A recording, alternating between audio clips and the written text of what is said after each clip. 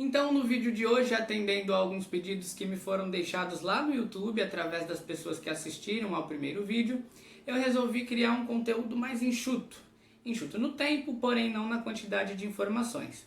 Sobretudo porque eu também considero legítima essa preocupação de fazer um fluxo de informações de forma mais rápida e dinâmica, mantendo a qualidade, em detrimento de um conteúdo que seja muito teórico ou até um pouquinho desinteressante, tá bom?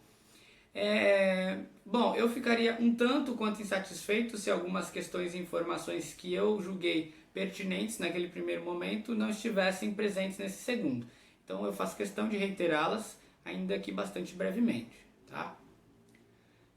Nós falávamos então sobre a prisão do Fabrício Queiroz, o ex-assessor do Flávio Bolsonaro, que é filho do presidente. À época ele era deputado estadual pela Assembleia Legislativa do Rio de Janeiro, a ALERJ, mas hoje ele se encontra como senador da República, certo? Então Queiroz foi encontrado lá no interior de São Paulo, na cidade de Atibaia, ali por volta das 6 horas da manhã, quando o juiz, né, da 27ª Vara do Rio de Janeiro, o Flávio Itabaiana, expediu um mandado de prisão preventiva contrário ao Queiroz e à esposa dele. Por que eu faço essa ênfase na palavra preventiva? Porque, ao contrário de algumas informações, de algumas publicações que eu acompanhei aqui na internet, onde as pessoas alegam que o Queiroz já foi considerado culpado pelo envolvimento dele no esquema das rachadinhas da ALERJ, ele não foi ainda não considerado culpado, certo?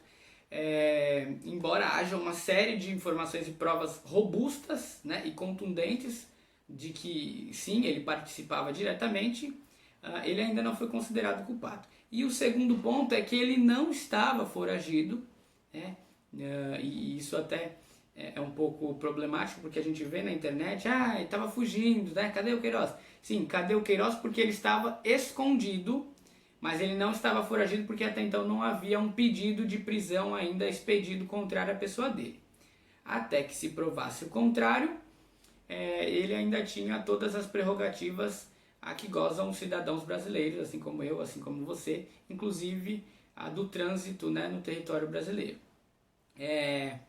O que não justifica esse sumiço, né, e esse esconderijo dele lá na cidade de Atibaia é o fato de que ele reiteradas vezes se recusou a participar das solicitações de prestação de esclarecimento e oitivas, né? A gente fala oitivas porque é referente a ouvir o que a outra pessoa tem para falar, do Ministério Público do Rio de Janeiro. Então ele foi solicitado uma série de vezes para prestar depoimentos, esclarecimentos e tirar algumas dúvidas dos investigadores. E uma hora ele alegava que estava doente, né? Primeiro ele falou que estava com câncer, depois ele falou que foi um problema de saúde da esposa e das filhas, e agora por último ele disse que tinha um problema grave na próstata. Isso realmente ele ainda se trata, e em razão de todas essas complicações ele não poderia comparecer ao Ministério Público para prestar as oitivas. Beleza? Isso sim precisa ser levado em consideração, porque ele simplesmente sumiu e ainda indicou um endereço que não era verdadeiro, que não encontrava respaldo na realidade, no momento em que o advogado dele, o Emílio Catapreta, falou para o Ministério Público que com toda certeza encontrariam o Queiroz lá num hotel nas regiões, nas imediações do Morumbi, que era próximo justamente do Albert Einstein. Isso não aconteceu, de fato, o Ministério Público e os investigadores foram até lá. O gerente falou que não, que nunca tinha passado ninguém com esse nome por lá, enfim. Né? Houve ali um imbróglio, uma mentira, né, para ganhar tempo, né, enquanto ele se mantinha escondido em Atibaia. Beleza? O mais interessante disso tudo é que o Queiroz foi encontrado justamente na casa do advogado, aliás, ex-advogado, porque agora ele se afastou do caso, do ex-advogado do Flávio Bolsonaro no esquema justamente das rachadinhas e do presidente no inquérito referente ao Adélio Bispo, a facada e tal, né? O Queiroz foi encontrado na casa do Frederico Assef, e o que é curioso é que o Assef tinha dito em 2019, em 2018, em anos anteriores, que ele nem nunca tinha falado, sequer conhecia, né? Ou nunca tinha tido contato direto com a figura do Queiroz. Ele foi interrogado algumas vezes. Ele disse que não sabia quem era e que para ele também era muito interessante que o Queiroz aparecesse, porque sanaria uma série de dúvidas que ele tinha em relação ao próprio cliente na defesa do caso da rachadinha. E aí a gente sabe que ele estava blefando, porque não só o Queiroz estava na casa dele, como o veículo que estava à disposição lá para o Queiroz fazer essa locomoção entre o sítio e o hospital estava no nome dele, e além disso é ele justamente o apontado como sendo o anjo, né? Esse codinome que foi dado para a pessoa que fazia a manutenção financeira, e não só financeira, mas prestava alguns aconselhamentos de exposição, tal, para o Queiroz ficar ali quietinho, né?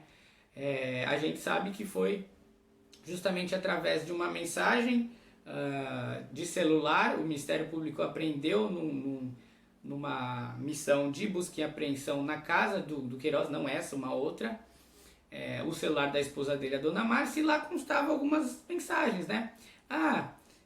Você está na casa do anjo? E aí o Queiroz respondia abaixo, sim, nós estamos. E aí a gente não sabe quem mais é que estava por ali, certo? Mas de fato a polícia chegou ao entendimento de que o anjo se trata justamente do Acef, que é curioso porque ele alegava que não, eu nem conheço. Outro fato bastante curioso, que só para encerrar essa nossa reflexão, é que o Flávio Bolsonaro veio a público dizendo que ele é vítima de um complô de grupos políticos que não aceitaram perder as eleições, ou grupos políticos que estiveram no poder em anos anteriores, que visam o tempo todo derrubar o pai dele e fragilizar a imagem de toda a família Bolsonaro. E aí ele deu um trecho de entrevista, eu até tenho aqui, eu acabei decorando porque eu li algumas vezes, onde ele diz que a apreensão de celulares, ele se referia justamente ao celular da Márcia, a mulher do Queiroz, era uma medida totalmente inócua, ou seja, inofensiva, inocente. Ninguém encontra nada em celulares, certo? O celular não oferece risco para ninguém, e é evidentemente que o Ministério Público só está blefando porque ele não vai encontrar nada no celular da mulher do Queiroz. E toda a investigação se baseou, foram 80 páginas até a prisão preventiva, se baseou justamente no que foi encontrado através desse celular. E aí eu vou relembrar a nota expedida pelo general Augusto Heleno, o ministro do Gabinete de Segurança Institucional, o GSI, onde ele surta em relação ao Supremo Tribunal Federal e aos ministros da corte, dizendo que é um absurdo pegarem o celular do presidente, porque ali existem informações confidenciais, informações que não são interessantes para a família do presidente e para ele, que sejam tornadas de domínio público, né? E que apreender um celular é um crime muito grande, porque esfacela as intimidades mais intrínsecas de uma pessoa, o que vai exatamente de encontro com esse adjetivo inócua, né, que o Flávio se utilizou para falar da mulher do Queiroz. A gente aguarda novas informações. Teve uma atualização também dizendo que é o 4º caso de lavagem de dinheiro através da franquia da Copenhagen, né? Então, uma do Flávio, 2 de um dos assessores dele e uma de uma pessoa que é ligada diretamente à família, ou seja, a Copenhagen sendo utilizada para lavar o dinheiro e depois de lavado sendo empregado em aquisições imobiliárias, certo?